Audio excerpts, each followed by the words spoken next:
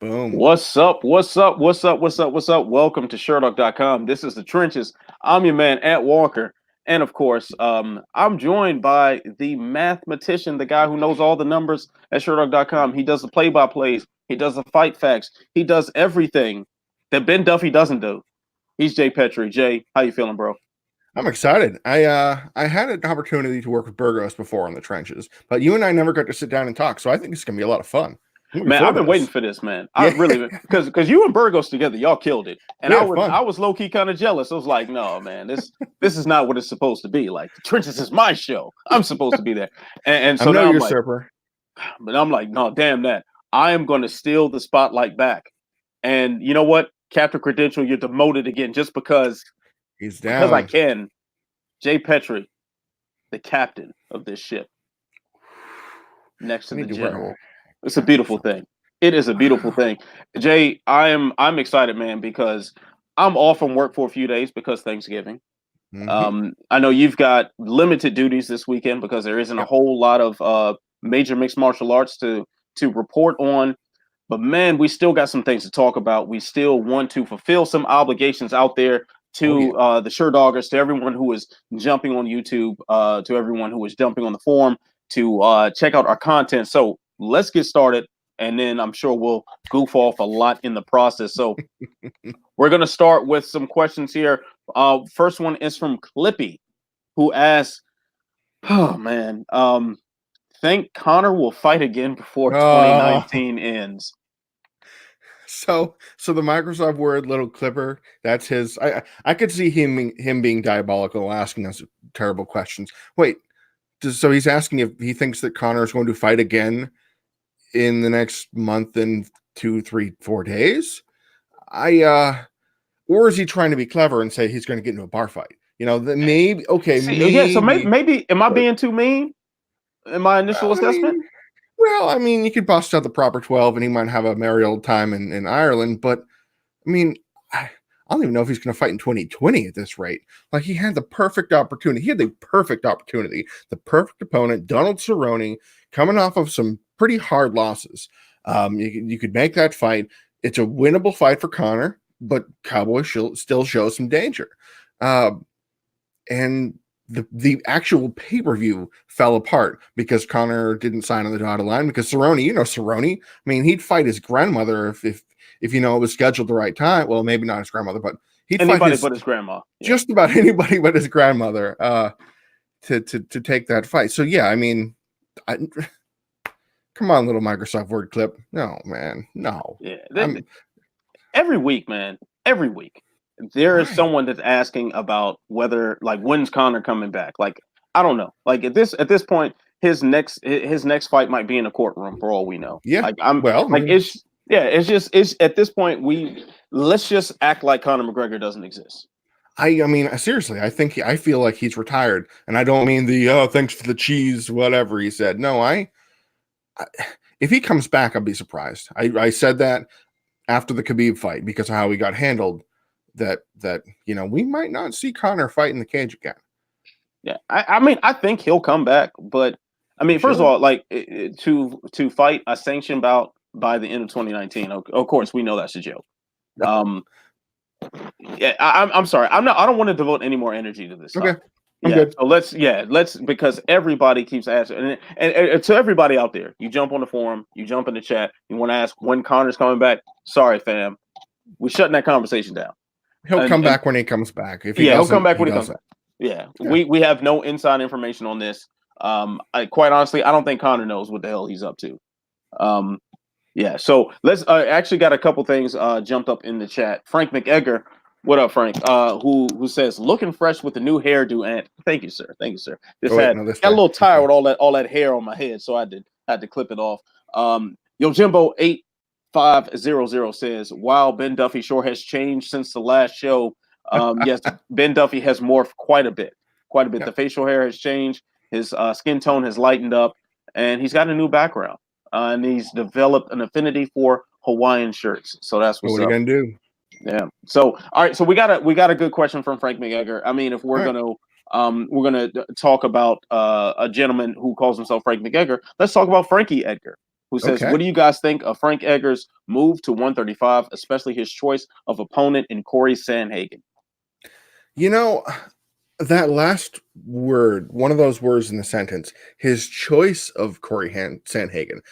I don't know if he had the option. I don't know if he looked at the roster and went, I think Corey Sandhagen's a good matchup for me, because I don't know if Corey Sandhagen's a good matchup for him. I mean, we know he can survive any submission, basically known to man, by just kind of bending his arm all the way around again when he fought with Yuri Alcantara, right? Yeah, Mm-hmm. and he's tough as nails, and I mean, he's going to have to deal with Frankie's chain wrestling. That's what it's going to boil down to. If Frankie can get him on against the cage, if Frankie can I don't want to say outmuscle him, but maybe outmuscle him, because we always talk about Frankie Edgar as the small guy. He's the small guy in the cage. He's a featherweight fighting at lightweight, even though he won the belt and defended it and everything like that. He might have the strength advantage in this fight, but what will that mean? Like in this last fight against Holloway bullied him. He bullied a guy that is known for pushing the pace and is known for pushing guys back and making the guys fight off the back foot. Edgar wasn't able to do that. I don't even know if I gave Frankie a single round against Max, but it's Max Holloway. What are you gonna do? I could really see Sandhagen doing much of the same, working off his jab, keeping Frankie, who might still have the reach disadvantage in this fight. It's an interesting matchup, but it's the kind of fight I see it like a bantamweight version of when Rockhold moved up to fight Blachowicz. Top 5 guy. Immediately, he's not the most dangerous guy. He's not like a Marlon Moraes, but he's a contender. He's right there. A win or two away, maybe. If he beats Frankie Edgar, he's going for a title shot. Sandhagen is.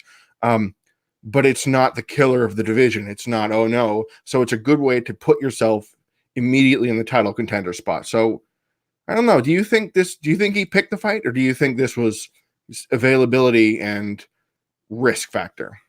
I think it was more about availability than anything else. Risk factor, I don't think he considered. Frankie Edgar is not the guy who seems to operate in any style that would indicate any sort of risk aversion to the way he just does everything. So no, Frankie Edgar is a guy who just jumps into danger head first. So I don't think he considered what sort of dangerous style matchup this is, because I think Corey Sandhagen is a very dangerous style matchup for him. Oh yeah.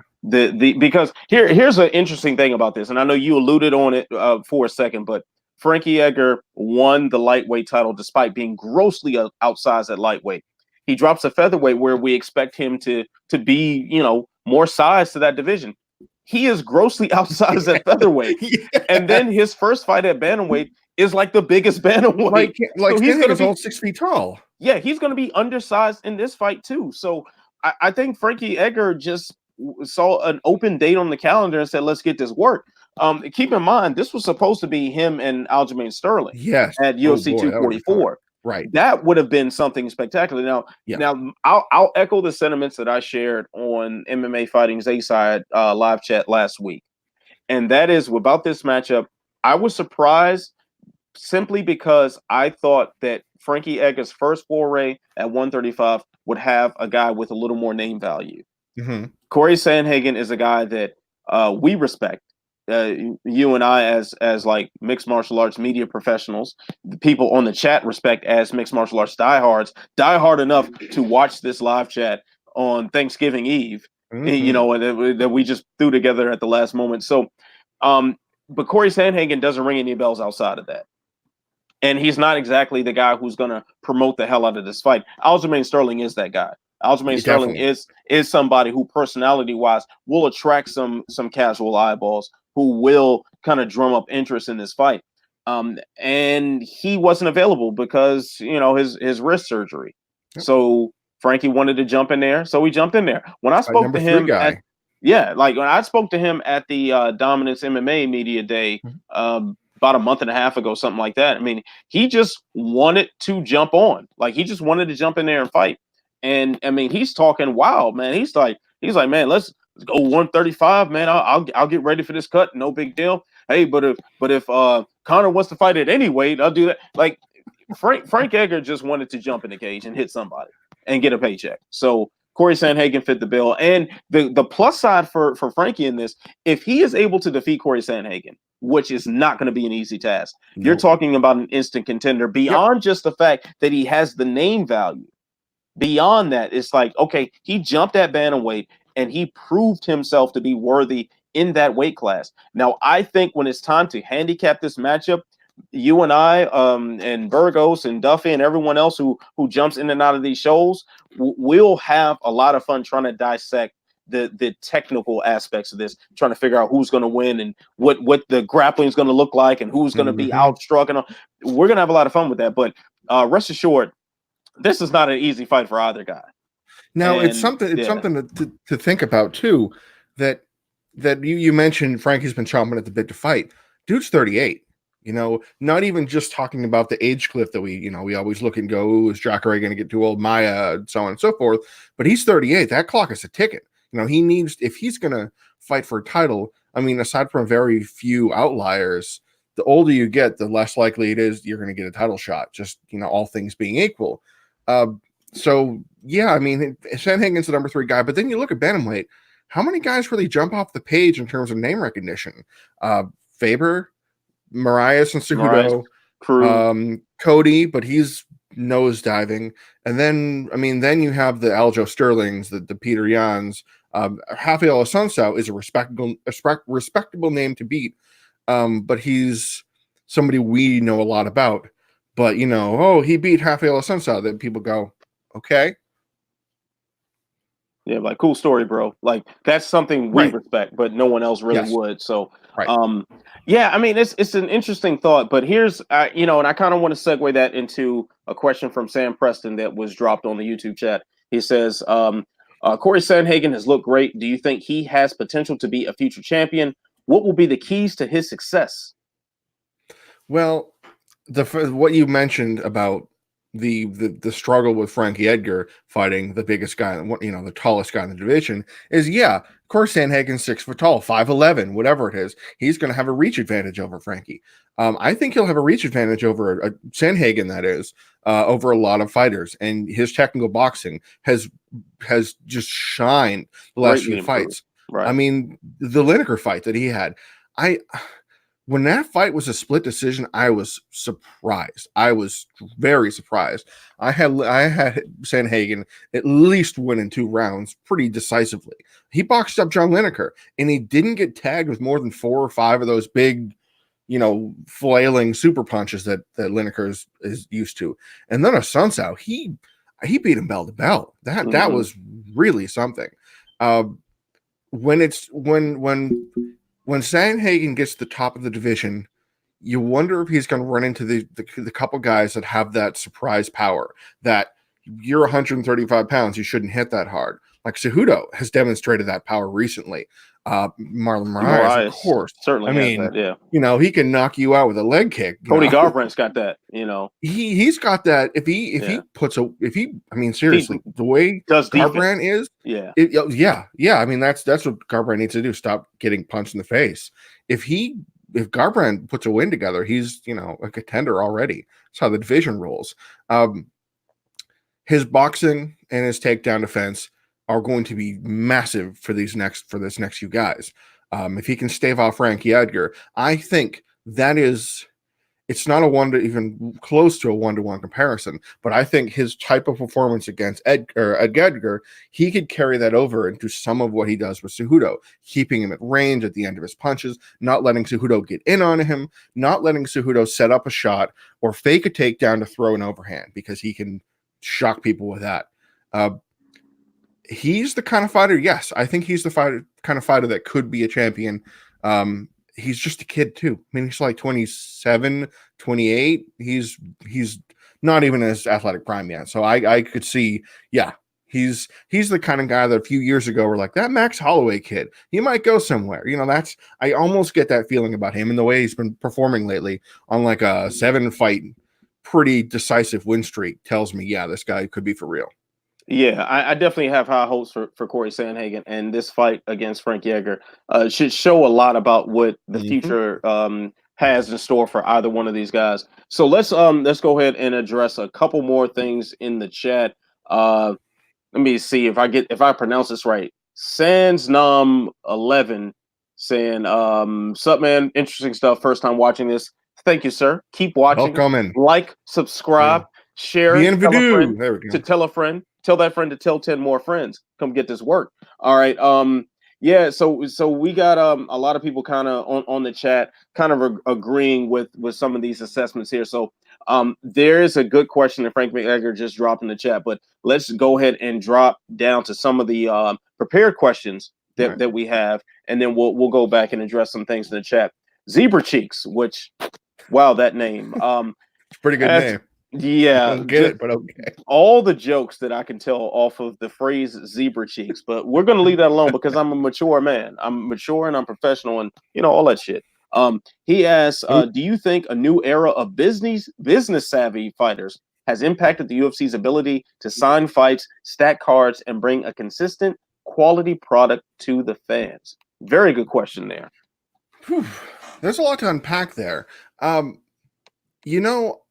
At first glance, I wonder if there is a new era of business savvy fighters and not a new era of business savvy managers, of gym coaches, and of people that are surrounding these fighters that can give them the advice.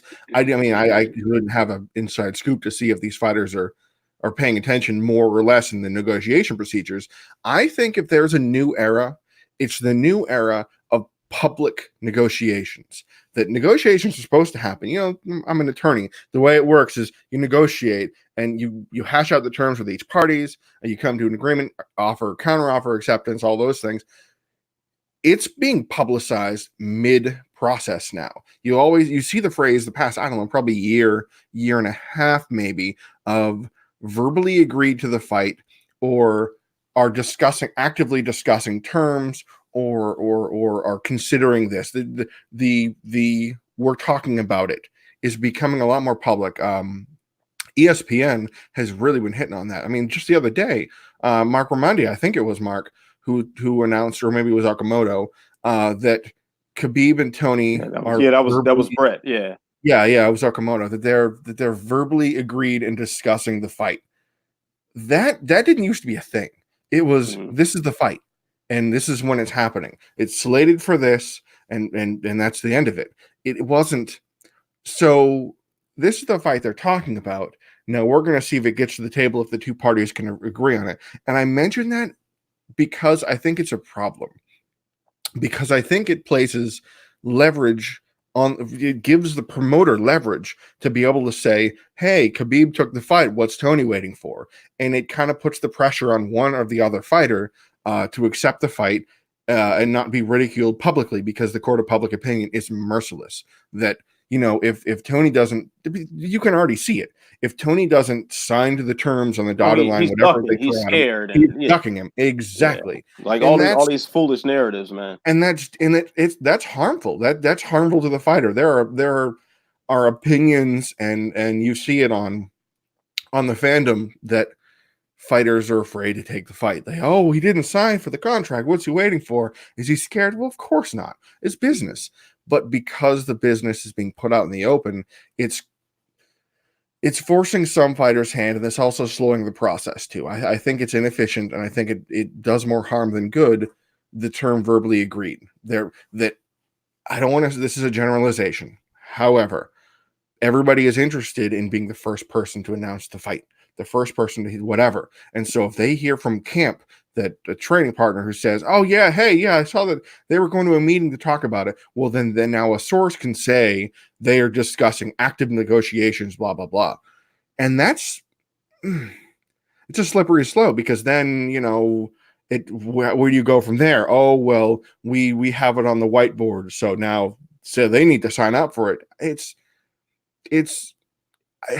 not harming the product, it's harming the bottom line for the fighters. And in this day and age, when we're trying to work for fighter pay and futures and everything like that for the fighters, it's a dangerous kind of thing for that to happen. So that's my thoughts on the way the business is running now. Yeah. So let me address a couple of things in there. First, I'm going to directly go at the question. So let me go ahead, pull that back up, make sure I don't get anything wrong here. So as far as business savvy fighters impacting the UFC's ability to just put on a quality product, maybe to an extent, but I think that's a good thing. So Hmm.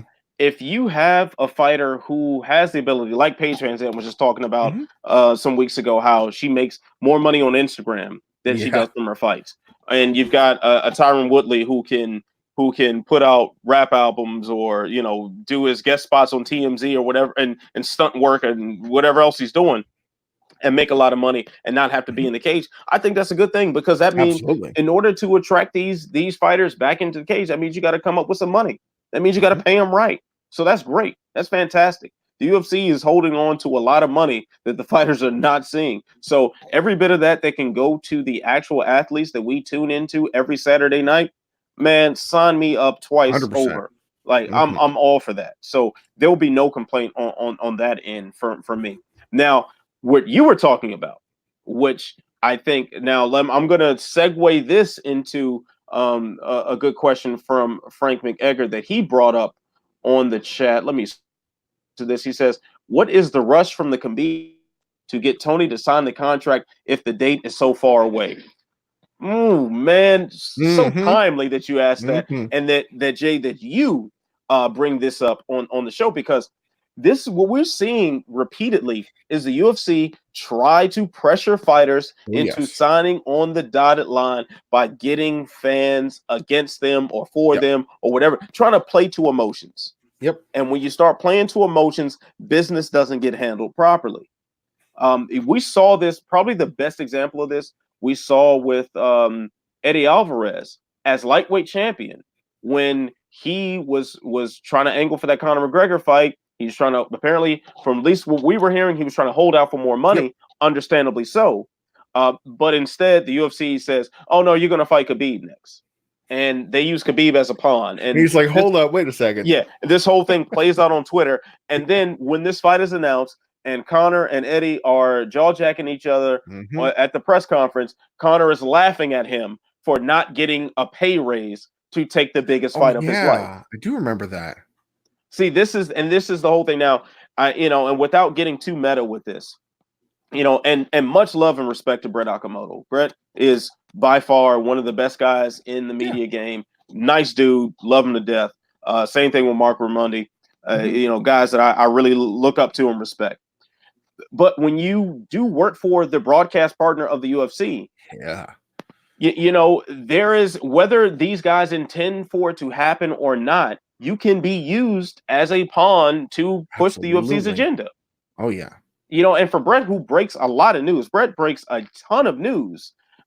So it is very easy for his sources to filter something that's going to help the UFC on the PR level or help the UFC on the financial level. Like it's very possible to do that, Hmm. and I think this was the case. Now, I definitely want to address the idea of this fight being announced and this sort of public fervor being generated on a fight that's fast approaching in 5 months. Come on, fam.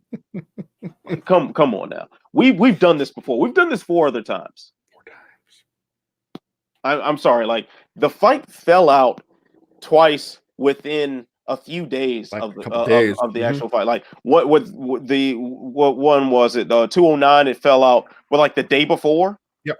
Khabib had Um, the weight, yeah, the Khabib had kidney, the or weight issue and the tiramisu and all that, and he's out like right after the weigh-in or right before the weigh-in or something. And then 223, it was out the week of, like, what, 5 days before, because Tony tripped over a cord in a TV studio promoting the damn fight. on I'm sorry, April Fool's Day. like on April Fool's Day.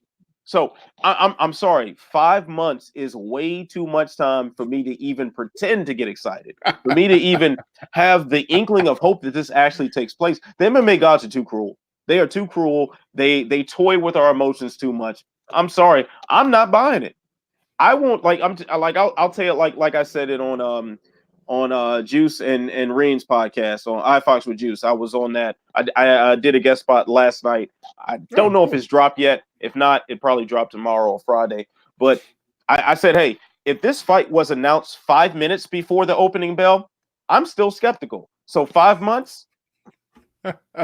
I'm sorry, bro. I'll quote the great poet Prodigy. We don't believe you. You need more people. Sorry. I'm sorry. I mean, it's a seriously good point. Is April 18th, I think, was the time anyway. Yeah, almost 5 months out from now. That's there has to be a window. You think there would be a window of announcing a fight and getting it put together, and then it taking place. There should be I mean, I wouldn't want to say it's a uniform because the fight game is crazy, but 3 months is plenty to say, okay, here's this thing happening. It seems like what I was touching on earlier, that it was a preliminary negotiation, that word got out, or Manager X said something, and maybe they said more than they should have, or kind of led the discussion to make it seem like, well, we're on board, so what are they waiting for? I mean, Frank McAdam's question was about, to put pressure on Tony. Absolutely. It's to put pressure on Tony. Tony knows how good he is, how much money he's worth, that he deserves an undisputed title shot. I've said it a bunch of times before about how many wins does it take to get to the center of a Tootsie Pop. Now, he is in the perfect prime position to fight Khabib. If he doesn't fight Khabib, there's something wrong with everything. I mean, you look down the list and say, yeah, throw I mean, it seriously. all away. Yeah. I've seen people say, oh, if not Tony Ferguson, then who? Well, no, if not Tony Ferguson, then it doesn't exist. Just end it. Yeah. I don't want to see anybody else fight Khabib besides Tony Ferguson. That's knowing how many times the fight has fallen apart, including multiple times on fight week. Doesn't matter. The MMA gods are cruel and evil and destroy our hearts and hopes and dreams. And 5 months is a long time. But I have to hope. If I don't hope that the fight's going to happen, that there's nothing worth hoping for, and then it's all for nothing. Oh, I hate everything, because I don't want to see the winner of Paul Felder, Dan Hooker take on Khabib in May. I don't want to see. I don't want to see Justin Gaethje fight Khabib. When there's Tony, there can be no other number one contender unless Tony's leg falls off. I know I put it into to the world, but it's that kind of pressure that Khabib and his team are putting on, and allowing the UFC to push for that, and then say, well, the fans are waiting, everybody's waiting, millions of people around the world are waiting, moment we've been waiting for. Yeah. For Buttercup. For Tony waiting.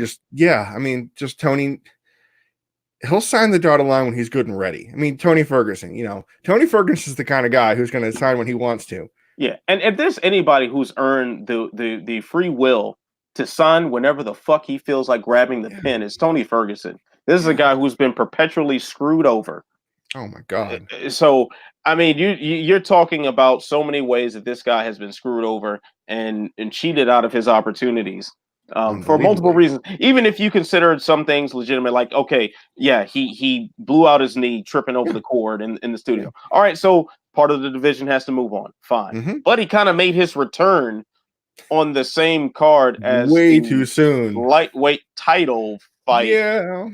All right. But you can say, hey, well, Conor was the rightful champion and he vacated and blah, blah, blah.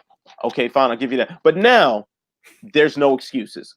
Put it together. And for Tony Ferguson to have to not just agree to whatever the UFC is saying, he is the guy to do it.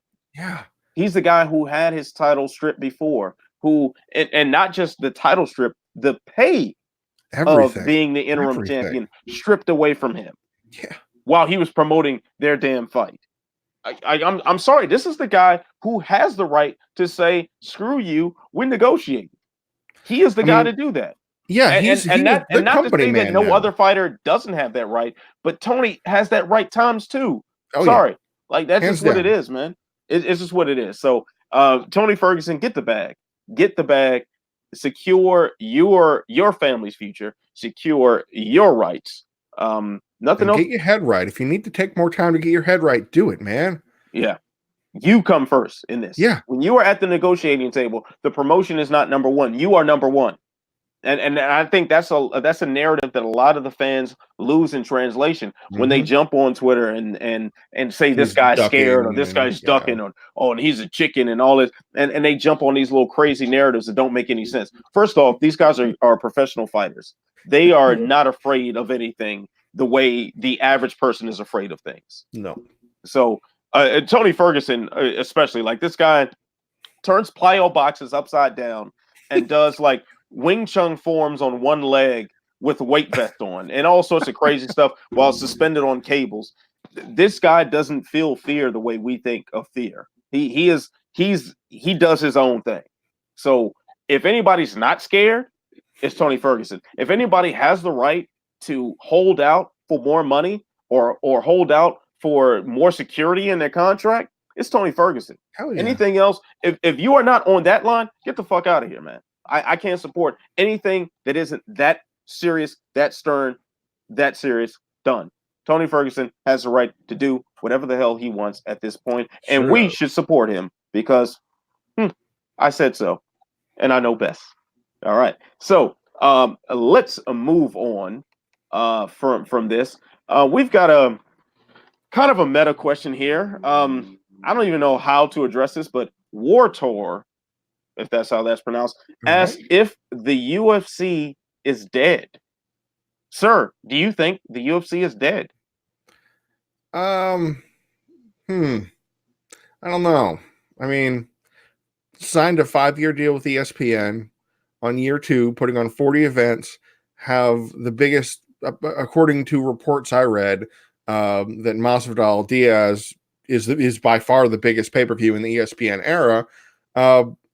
Dead? I hear that. You hear that joke. You hear the UFC's dying. You hear that from time to time, but it has to be a meme, right? It can't. They can't. This can't be real. It can't be real. I mean, like, not even playing, UFC Homer or anything. It's not to shill for any company or the other. Really? I mean, they just got sold like 2 years ago for, I don't know, $4 billion. No, they're toast. Their ship has sailed. And by the way, the evaluation went up to about $5 billion once sure did, didn't it? Showed their minority stake. So yeah, UFC's dead. Like that is such a ludicrous narrative. Now here's the one bit of life I'll give to that. Okay. One bit of life that I'll give to the idea that the UFC is dying or dead or any level of mortality that you want to label on it, is that maybe the UFC, as far as being the product for the fans, could be dead.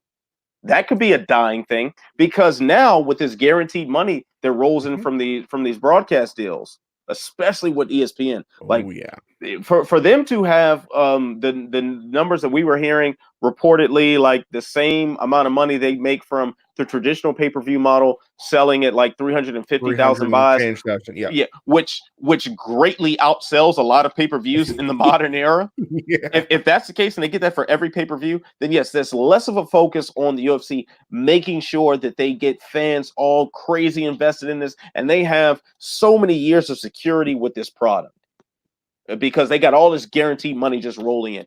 And in that sense, yeah, you don't have to care about what the fans want so much. You don't have to try to boost the product and like they did in the early Zuffa days. You don't have to do that. So maybe in that sense, you could say the UFC is dying or dead or whatever. But at the end of the day, those deals do run out. Yeah. And right now, despite whatever direction the UFC is headed in and things that we may not like, and I know that I've spoken out against, I know you have, and pretty much all of our colleagues and people we respect in this field have spoken out against a lot of things. At the end of the day, man, they're still making a lot more money. Yeah, they're still making a whole lot of money. And I'm not even saying that we should care about the amount of money they're making because that's not our job. I don't see a damn dime off of that. Neither do you. Nope. So if a pay-per-view sells a gazillion or if it sells 12, our people still say the same thing. Yep. And we shouldn't, as fans, shouldn't care about that necessarily, but as media professionals, it is a talking point. The UFC isn't dying from a financial standpoint. They will be here for the foreseeable future, at least until these plethora of broadcast deals that they have around the world that are generating so much money run out. Capital B billions of dollars. It's not it. I could see another angle. I could see the angle of the UFC. I mean, the UFC is a company, but as a sport, as a sporting organization, as a sporting league, I could see there being slight legs to that. But this is that if that would be the case, that'd be nothing new. And by that I mean it's less about individual merit and performances and more about entertainment value. And that, I mean, to an extent, that's always been the case. I mean, think of the original UFC 1. It was the appeal of no rules. It was a spectacle. It wasn't. It was sport for sport. Yes, it was. Karate versus ninjutsu, the Hawaiian art of bone breaking versus drunken bar brawling. It's that it always had that spectacle to it. So I don't know if the sporting aspect is increasing or diminishing this year. I mean, you want to. I mean, let's talk about the red-haired elephant in the room. You can argue that some of McGregoring has diminished the sport by his ability to step up in line and take on champions when he may have not deserved it. Double championship, that whole weird little fever rush that they had for a few years. Experiments like that. Kyoji Horiguchi saying, well, I don't want to be a 2 division champion. I want to be a 2 company champion. But, that didn't pan out, unfortunately, because he tore his ACL and meniscus. But even so, I think I'm going to say no, that none of that is majorly true, that the UFC is dying, that the sport is dying, that anything's really dying. Yeah, I don't think we'll be in a world without the UFC anytime soon. So maybe the end product isn't exactly what we originally envisioned or what it was at some point, but it ain't going away. Like those 3 letters will be here for quite some time. Like, let me throw something. Like, let me lay some numbers for you. And if everything holds up, this year we'll have the most number of fights in any year in UFC history. Like 2014 broke 500, and we're going to shatter that. We have about almost 480 now, and we have 3 events to go. So if the UFC is dying, how come it's putting on more fights than it ever has before? Yes, you can say talent dilution, more product. Well, actually, they've had 46 events that year, and we had 30 something, 42 this year. No. Yeah, like that. That's just no, not the case, my guy. Not the case at all. We got a question from Cowboy. Another topic. The Cowboy. No, he spells it with a K. So right. I'm not sure what angle we have. As a brother, I'm sensitive to the letter K being thrown out there unnecessarily. But that's another story. That is another story. Cowboy asks, with Tyson Fury, quote unquote, trying MMA, and after Mayweather versus McGregor plus Zuffa boxing, can we expect more MMA versus boxing super fights? And who would you like to see do it? Oh, it hurts my soul to even jump over this topic, but Jay, I'll let you kick this off before I lose my mind. Well, it's probably good because I don't have a lot to say about it, so I'll let you take a minute. I don't have any interest in it. And you know what else? There's not really money in it. I mean, you can say the crossover appeal, fighters coming over to MMA, maybe something people tune into. Well, not really. James Toney and Randy Couture was the 3rd fight for the UFC 112, 119. But the point is it wasn't the star attraction, and the numbers weren't special. And that was a mega crossover. Lights Out Tony has it, even if for the fans that aren't familiar, he had a reputation about him. Right. He's one of the best boxers of our generation by far. He knocked people's faces off all the time. He couldn't do it to Randy Couture. Boxer coming over or a non-MMA fighter coming into here, I don't think that'd be the right call for anybody because the money just wouldn't be in it. If you want to make the money, if you want to make that paper, you become a star in somewhere else and go to boxing. I mean, that's how it has really shined.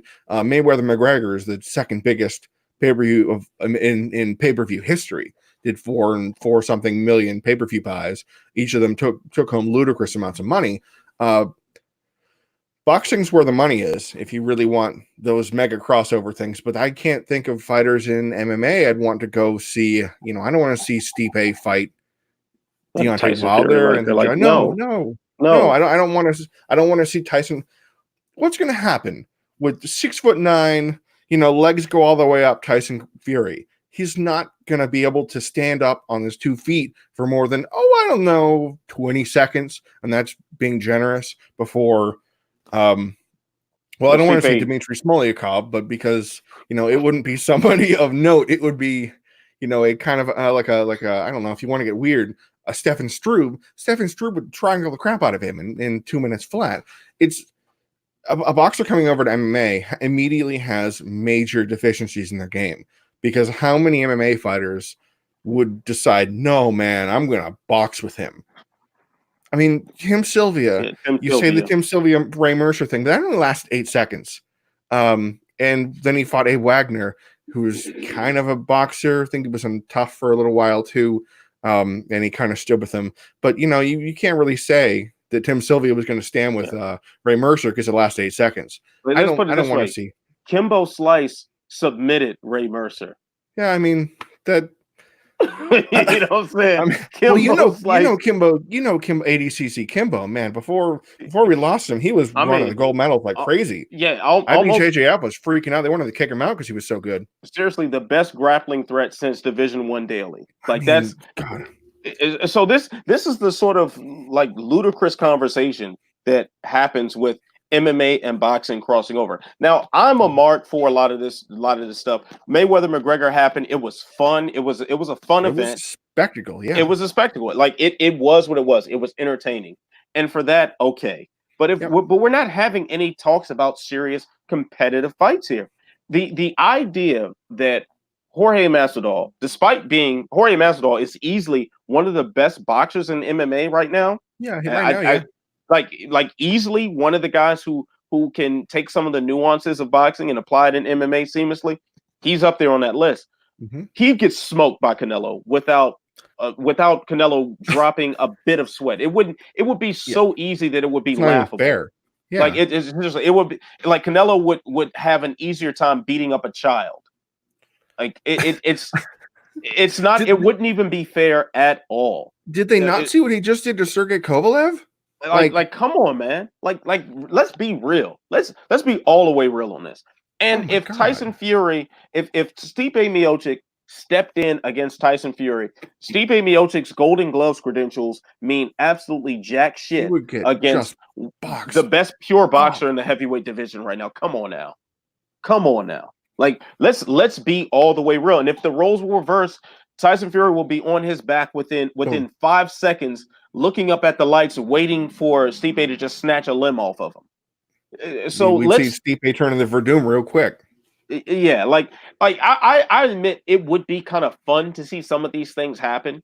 That would be fun. Like we would talk about it on this show. We'd probably write a couple articles and we'll have some fun conversations centered around it. But if we're talking about actual competitive fights, which we typically tune into every single weekend, whether it be boxing, MMA, kickboxing, grappling, whatever sort of combat discipline we're watching, this ain't it, Jack. This ain't it at all. I can't. Yeah, I mean, it's a serious point you raise. I'm running through my head, you know, just potential fun matchups between so and so and so and so. It isn't competitive on either side of the sport. Depending on if the MMA goes into boxing, they're at a disadvantage. If boxing comes to MMA, guess what? How many times have they defended a single in their training boxing camps? Well, here's the thing. The only way it gets competitive if it starts turning into true freak show territory. When it starts turning into BKFC and Paulie Malignaggi a gentleman's agreement, Artem Lobov, or a gentleman's agreement. Like when you either you screw the rule sets up, right, or you have a gentleman's agreement. That's the only way that we're even having a serious conversation about being competitive. And even then, you're talking about the ghost of certain fighters being trotted out for this. Like if you could take a guy you take a boxer who's totally washed. Like I'm sure if Masvidal were to step in there against a guy who was totally washed, he would probably smoke him. Probably. Okay. And then what do we do? Exactly. What does that mean? That doesn't mean anything. Yeah, you could take BJ Penn and put him in an MMA fight against a Canelo. Canelo probably would knock his head off. But does that Well, prove BJ would be anything? on his tiptoes though, so probably Yeah, he'll be on with the old Irish boxer stance, and yeah, and Canelo might smoke him. But does that prove anything? Doesn't tell me anything. Nothing of note. Nothing other than it takes a freak show to bring the freaks out, and we're freaks though. We pay for that. We're freaks though. But still, we pay for. Don't get it twisted. Don't let me be watching. We'd be writing about it, but I don't want it. It's I can act with moral indignation for all I want, but at the end of the day, I'm going to watch Arnold Lobov versus Jason Knight 3 in a year. It's just going to happen whether we want to or not. Yeah, don't let the moral outrage fool you. Right. I will step right off this soapbox and I will sit next to all you savages out there, and I will be drinking Bud Light and talking about this shit. Actually, I won't be drinking Bud Light. That shitty beer. I'll have a Coors Light because they actually will pay me. Because they pay you something. Actually, Coors Light is shittier than Bud Light, which is pretty low bar. That is don't trash the silver bullet, man, because something. I got nothing here. All right, so we got a question here from Fuzzy Baby Ducks. Man, these names are outrageous. Fuzzy Baby Ducks. Yeah, that's wild. He asked if there was one quote unquote fun fight, i.e. a celeb fight like CM Punk, you will want to see that is realistic. What would it be? I already got it. In my life when Danny Bonaducci boxed with Greg Brady. That was my one. That was the one. The old celebrity boxing days. Those were fun. It kind of ties into what we mentioned before. Is these special, wild, unusual fights? I mean, we're going celebrities, so there won't be a fighter coming over and getting screwed up. Listen, Screech. Screech got them hands, though. Dude, Screech can knock some dudes out. Yeah, Screech got hands, so. but even then, do you want to see him fight Jorge Masvidal? Because I don't. Well, well, actually, that would be kind of funny. Yeah, it would be kind of funny. But still, a celebrity fighting somebody, or a celebrity fighting a celebrity? Because if it's a celebrity fighting somebody, then just throw it all in the way. CM Punk, Mike Jackson, great dude.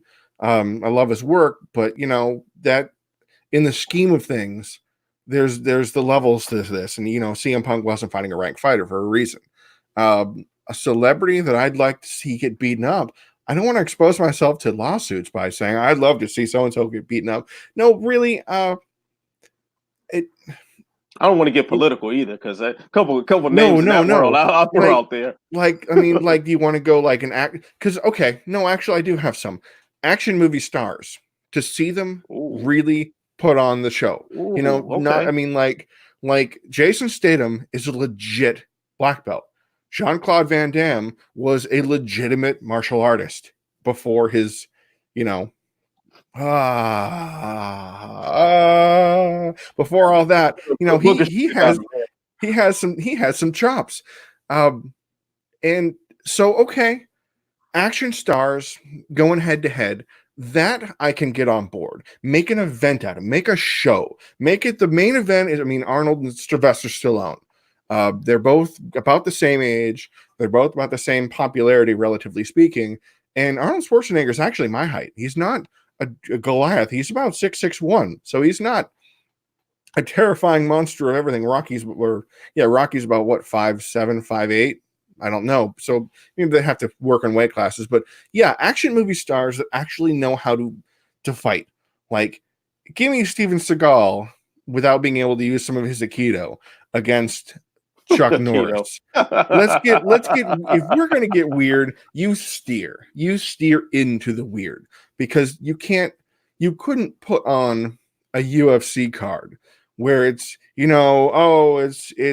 Andre Feely is taking on Cub Swanson, and a respectable matchup, and then the top of the card is, wait till you see this, and it's Bruce Willis versus Sylvester Henry Stallone, Winkler. I don't know. Like Henry Winkler. Wow, Henry Winkler would get smoked. Oh my god! But my point is, yeah. But the laughter from this, it says everything. That it was just Henry Winkler. It just wouldn't. Well, I pictured badass dudes with like. I saw the leather jacket and thought, okay. I mean, he's a little old for that, but my point still stands. If you're going to get weird, make a night out of it. Do a whole card of action movie versus action movie. I would buy that. I would be the first one in line to watch it, and I would tell all my friends, and then I would feel fine afterwards. And then we make fun of it on the show. Tony Jaa versus Scott Atkins. I'd line up for that. Sold. Absolutely. That's a great I'm sold one. for that one. All right. So here are some suggestions that we have in the chat. Let's do it. Zebra Cheeks, who already we've acknowledged how strange that name is, says Trump versus The Rock. That's just wrong. That's just so that's wrong. Not fair. Although it would feel right but it's not fair. It'd be like fishing with dynamite. Exactly. Frank McGregor's suggesting a matchup that actually was on the table: Wesley Snipes versus Joe Rogan. Yeah. That was a thing once. Yeah, Rogan would smoke him because Rogan was an actual fighter. Zebra Cheeks also recommending Keanu Reeves versus Liam Neeson, the kind of like the old disgruntled action movie fight. But Liam Neeson, man, I think he might have aged out of that one. Yeah, I think so too. I think he is. I've had this discussion with friends of mine. Is that he is typecast into the guy who's going to kill everybody, and now he's the aging old teacher who's going to teach somebody new how to do it, or he's going to be trying to kill people. And we're like, dude, you're like 65. Like wow, like man, the stunt guys had to go a little extra slow for you to pull that jab off there, guy. Taken 3 was just a nightmare, but I don't want to talk about that wasn't very good. Wasn't very good at all. Frank McGregor suggesting one. You'll love this matchup, Jay. Walker versus Burgos. Do you think Captain Credential want this smoke? Tail of the tape. How tall is Burgos? We've never. I think we're about the same height. I think so too. I think. I don't know if you guys could go all out.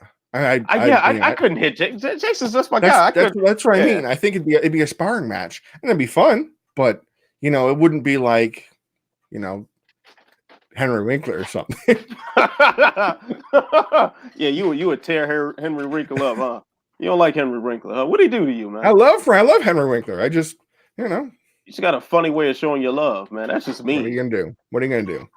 Knock him out? Hey, what are you gonna do? Oh my God, we have gone off the rails here. But let's get it back on track because Tomas has a good question here. He says, "Do you suspect that Justin Gaethje would need another fight or win before getting the next title shot at lightweight, or is he already a lock?" I know we touched on this a little bit earlier. We did alluded to, but Jay, please expound. What's Gaethje got to do to get that next title shot, or does he already have it in your eyes? I think he got it. I think hold on.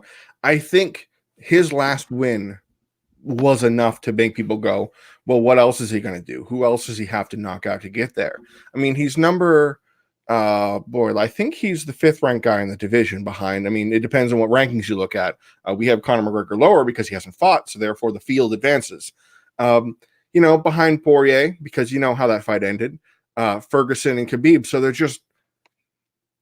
there aren't matchups unless he's going to have to fight down the division. And that feels wrong after his performances. After laying waste to Cerrone, after laying waste to Barboza, it just doesn't, it feels like you're almost punishing him to take other fights before getting a title shot. But then you have Tony Ferguson right there. Now, here's the thing.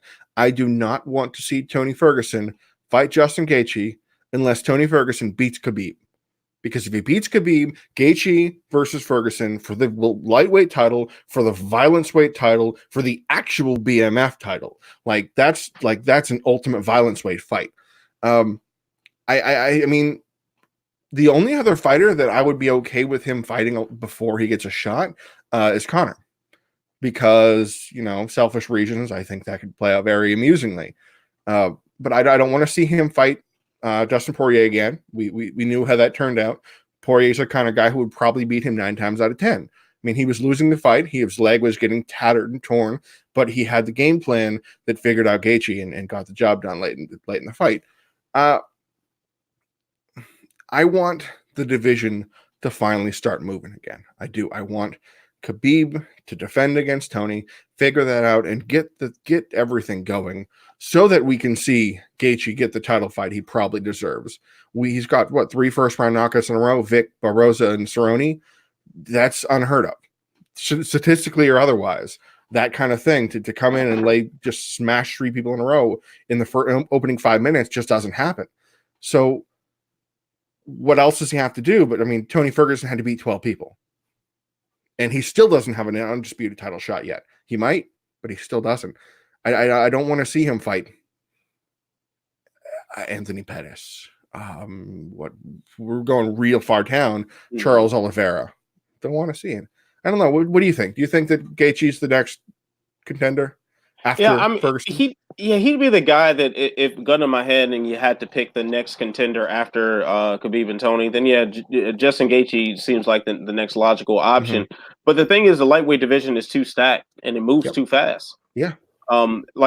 Just a couple weeks ago, something we were talking about Charles Oliveira, now I'm not saying he should fight Gaethje next. That's not what I'm saying. But Charles Oliveira, we're demanding that this guy fight a top 15 dude at this point now. Like that has to happen. So if he moves at the pace he's moving at, Duke Bronx might be in this conversation. We have to acknowledge the Conor McGregor factor in this conversation. Like, there are so many moving parts at lightweight. Kevin Lee, Jesus Christ, man, Kevin Lee just floored Gregor Gillespie. Yeah. So there are people that are very relevant to the title picture that are making moves right now, and Gaethje can't quite sit on the shelf forever. But here's one factor that I think we need to take into consideration that's to his advantage: his management. Justin Gaethje is an Ali Abdelaziz guy. Yeah, a dominant guy. Dominance, yeah. He's a dominance guy, and Ali, hate him or love him, is able to get his guys into some of these marquee spots where otherwise we wouldn't think was possible. Keep in mind, Kamaru Usman won his welterweight title against Tyron Woodley in a spot that the rest of the world was screaming should have been Colby Covington. Sure did. In that spot. I think a manager with the amount of juice that he has might have something to do with that. So I need to see more of the lightweight division play out, but I quite frankly am not comfortable even talking about who's next until Khabib and Tony get it on, man. It's the only fight. That's the only thing in that division that makes any sense to me right now. And I apologize if I'm not fully answering your question, my man, but I'm sorry, I got blinders on. I need Khabib and Tony to finally get this thing going. That'll open things up too. That'll immediately open up. If whoever wins and loses and how they do it, you're going to have a pretty clear title picture after that, we hope. Exactly. So, all right, let's move on from this. And I'm not really sure if we can give any real answers to this one, at least because to my knowledge, these figures haven't been released. But Fire Kid WS asks, how much did Masvidal and Diaz make at UFC 244? And we got a side note from him saying RIP Frankie NYC. So definitely RIP Frankie NYC. RIP Frankie NYC. One of the stars of the Sherdog.com forums, who passed away unfortunately earlier in the year. And a guy who participated in this show several times before. So yes, rest in peace, my man. Shout outs to you. Much love to you and your family. Now, tell me, man, do you know how much Masvidal and Diaz made for the BMF fight at UFC 244? Well, New York doesn't disclose salary information, so right off the bat, we're kind of stuck. We can. I could probably give you Reebok numbers if you want. Ooh. A 25 grand, big 17 money. bucks. Big money. Diaz, I think Diaz got more than he definitely got more than Masvidal because he's fought a lot more in the UFC. How much did they make? I mean, other than millions with an S, probably not as much as you think. And that's strange to think, but a lot of it would have to do with how fast the fight came together. There wasn't as long of a negotiation period because it couldn't be. I mean, Diaz was just coming off that win over Pettis. So, he wasn't able to sit down for 3 weeks, 4 weeks, and his management team. Is he managed by Cesar Gracie too? Or is he managed Diaz? I think he's managed by Cesar Gracie, and Masvidal is managed by coach and his the Cowher brothers. I think he's at first round. Yeah, he's a Malky Abe guy. I mean, it's definitely in the millions range. It wouldn't be nearly as much as Diaz made against McGregor. That belt was a nice bonus, a $50,000 bonus. Although neither of those guys will be pawning that belt anytime soon, so you don't really count it in their winnings. But probably, that's the kind of fight where it's show money plus pay per view to an extent.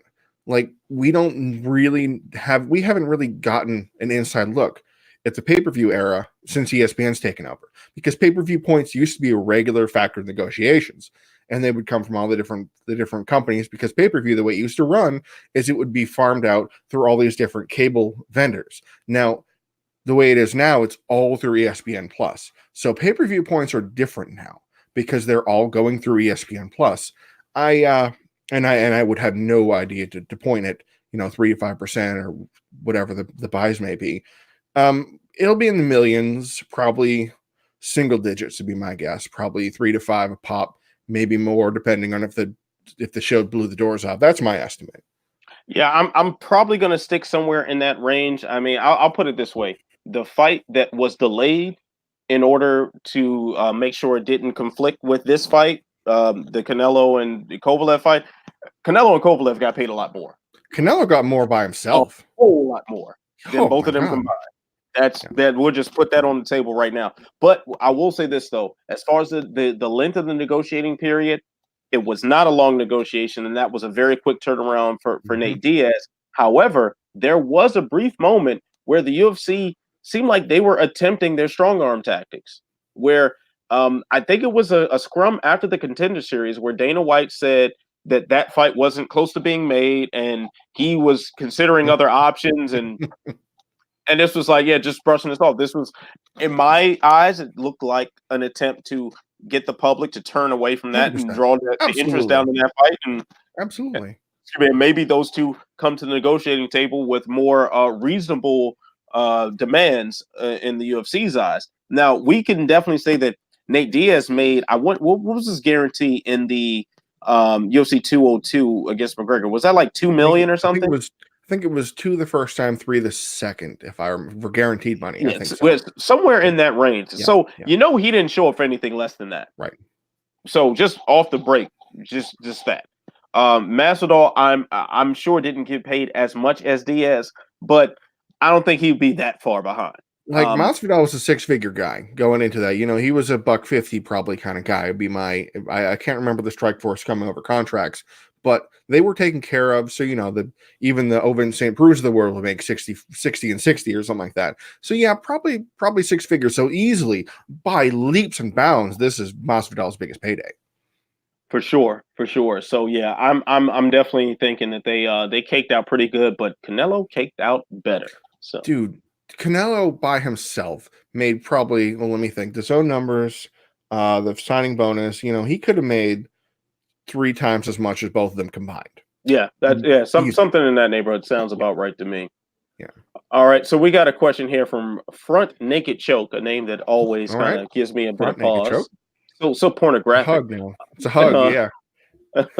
He says, how long until Greg Hardy gets a top 10 win? Greg Hardy gets a top. How about no? Like, seriously, who has he beaten? Excuse me for coughing. That's a legitimate bit of surprise that caught you off guard. Like, he was okay. Let's be honest. He wasn't ever in the Volkov fight, but he knew he was never going to be in the Volkov fight. Volkov fights long. Volkov has a massive reach advantage, or at least he uses. He's one of the fighters. He's a fighter that I wish Stefan Struve would be like. Yes. Use the reach. You have a jab that's going to be this much longer than anybody you step in the cage with. Use it. Greg Hart, let's play a game. Heavyweight top 10 rankings. The number 10 guy is Blagoy Ivanov. Nope. Shamil Abdurakhimov, only if he catches him, but probably not. Walt Harris would knock his block off. Volkov, well, that thing happened. Overeem's chin isn't that far gone. Derek Lewis would smite him. June Dos Santos would box his face off and get a spinning kick, and no, it's over. Curtis Blades, elbows done. Ngannou, Daniel Cormier. What? The only way, okay, hold on. The only way he'd get a top 10 win is if Cormier officially retires and leaves the sport, therefore leaves the rankings, and Alexei Oleinik moves up to the number 10 spot. He fights Oleinik and knocks him out because Oleinik's chin isn't what he used to be because he's fought 70 times against really hard-hitting guys. No. That's kind of it. Like I remember, I'm trying to think if I was speaking to you or if I was speaking to Jason, and you were like the man behind the scenes. But I suggested at some point, yeah, Greg Hardy, the best hope for Greg Hardy to get some sort of marquee name win is Alexei Oleinik. Yep. Like that is the guy because he's so depleted from what he was, and he's a guy who's very hittable when he's on the feet. So if I still have my Ezekiel choke. Yeah, I would still favor Oleinik to win that fight, but that's probably Greg Hardy's best hope for a top 10 win, at least right now. The thing is, though, as much as we can speak out against him as a person for his misdeeds and his seeming lack of social grace, acceptance. Exactly, yes. All those big words that are escaping my mind right now. Repentance. Yeah, we can go ahead and ride against him on that. But as an athlete and as a fighter, first of all, as an athlete, he's elite. He's an elite level athlete. Sure. He's an incredibly talented guy from a physical standpoint.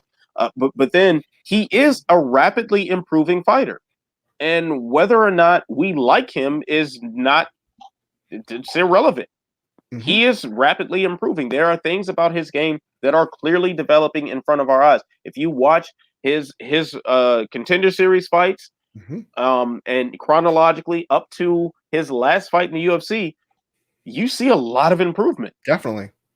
So I don't think it's impossible for him to get a top 10 win, maybe in a year and a half, 2 years. It ain't happening right now, though. No, it's still a good ways out. Yeah, he's got some development, and with his age, I mean, he's not the youngest dude in the world. He's younger than I am, I think. He's 31, I thought. 30, 31, 32. The thing is, I wonder how old his body is, though, because having an NFL career, not easy on the body. Like, we think about, like, football being one of the tougher sports that anyone could ever compete in from a physical standpoint. I mean, Greg Hardy's been through the ringer in that arena. Like, they'll put it to you this way. Kimbo Slice, one reason why Kimbo Slice's career didn't do what a lot of people might have hoped for is because he had knee injuries for his whole life, like playing college football at University of Miami. And he had permanent damage from that hindered his progress as an MMA fighter, years later. So you're talking about a guy who's been through the college ringer. He's been through the high school ringer, been through the college ringer, then been through the NFL. And one of the elite guys in the NFL, like, he took some lumps. So I don't know how long his body holds up to MMA training, which is obviously not exactly a tickling competition. So you're not watching the right one then. I got to watch the promotion you're watching. God, I know, guy. You're a savage. You serve a savage. I forgot what I was about to say. Well, we just leave it at that. To follow your point though about Greg Hardy and the age, you can think of some fighters like Daniel Cormier came in a young fight age, older in numerical age, but younger in the fight age. Yeah, I mean, Greg Hardy was a Pro Bowl defensive end. Like, you can't take that away. His athleticism was high level. I mean, I don't think he had any NFL level injuries. I think those were all when he was at college and he hurt his leg and foot or something like that.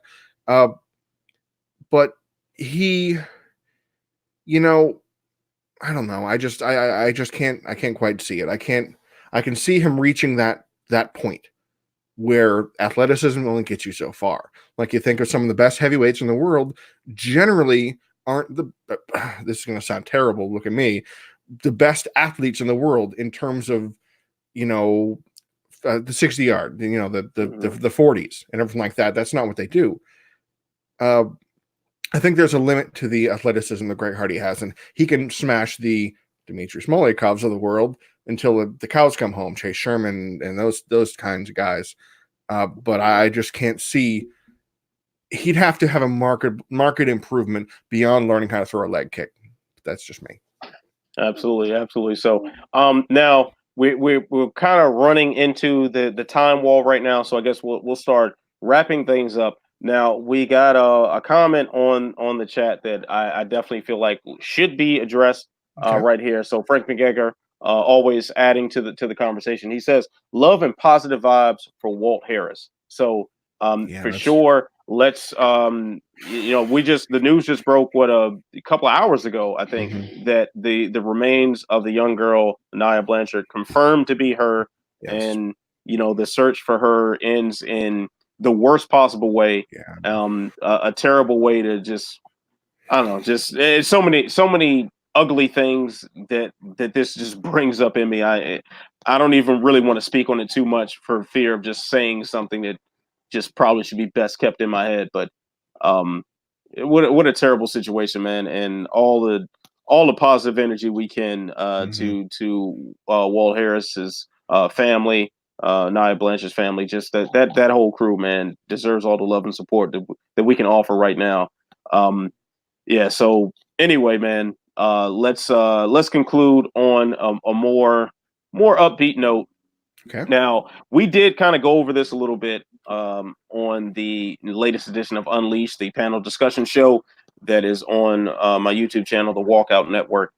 Now, we are headed to Thanksgiving, just hours away from the best day for the turkey industrial complex. Jay, I think turkey sucks. What do you think? Not a fan. I believe that it could be left off the menu, and I probably wouldn't miss it. It serves a purpose. Okay, fine. Maybe you can like it because, well, it holds the stuffing, and therefore the juices and everything like that gets it delicious that way. But I don't know. It's one of those dishes where I have to add something to it to make it better, like to make it enjoyable. A hot sauce or a barbecue sauce or something like that. Not ketchup. I'm not a maniac. Whoa, yeah. What Yeah. is this? A well done steak? Chill out. I've seen ketchup and turkey, and I don't understand it. It's I can think of all the other dishes that are better, but that's not a turkey guy. No. Yeah, turkey is so overrated.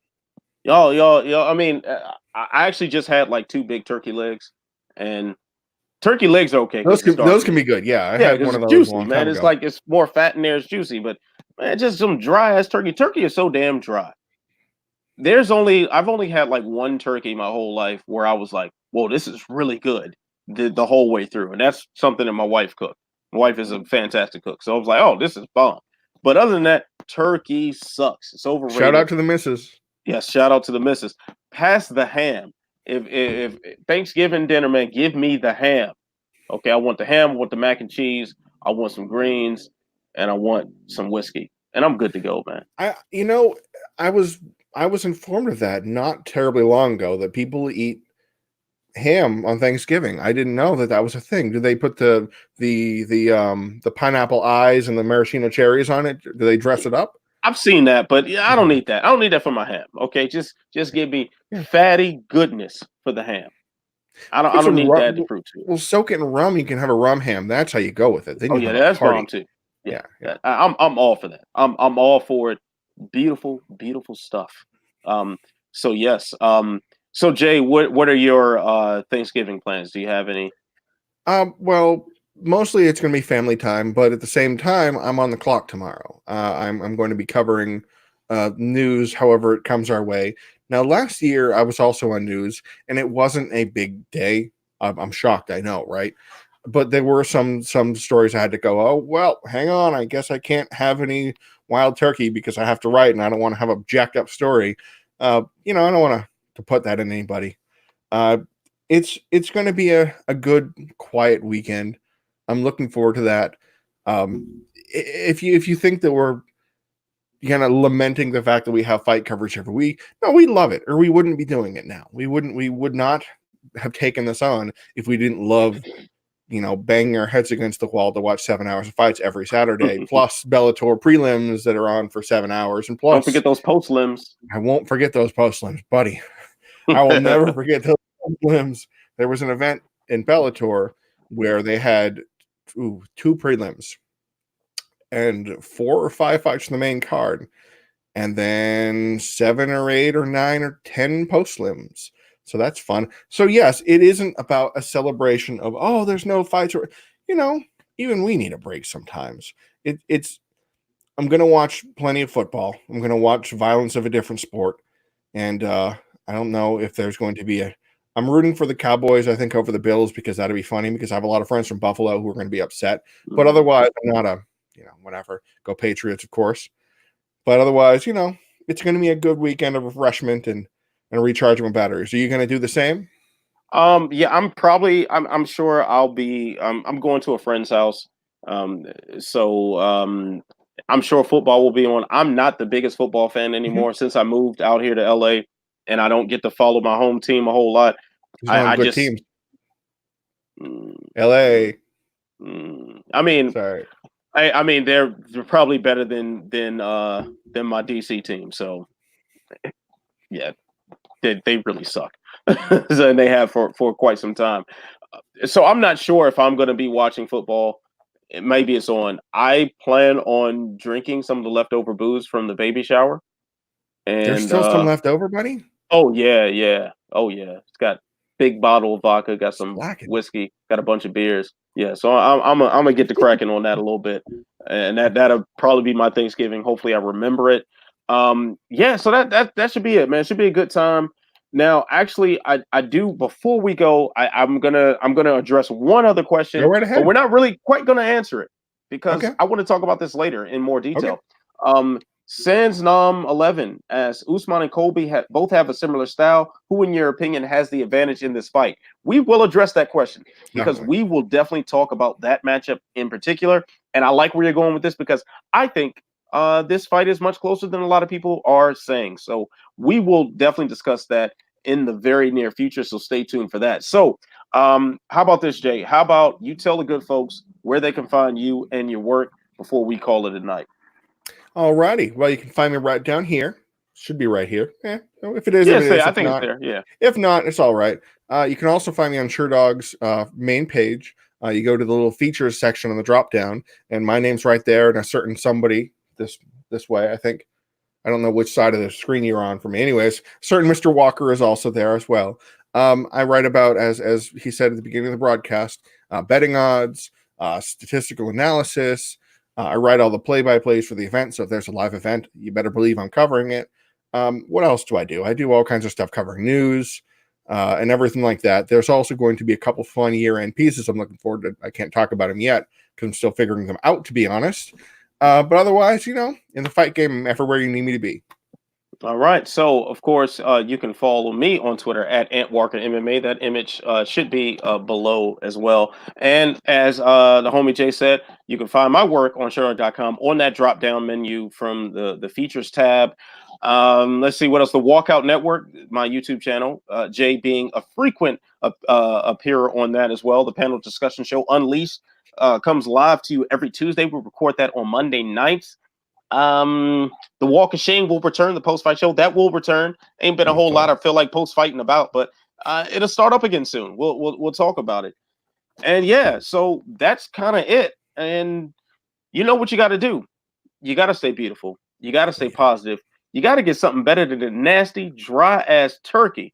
And through it all, you got to stay sexy. I will see you when I see you. Peace.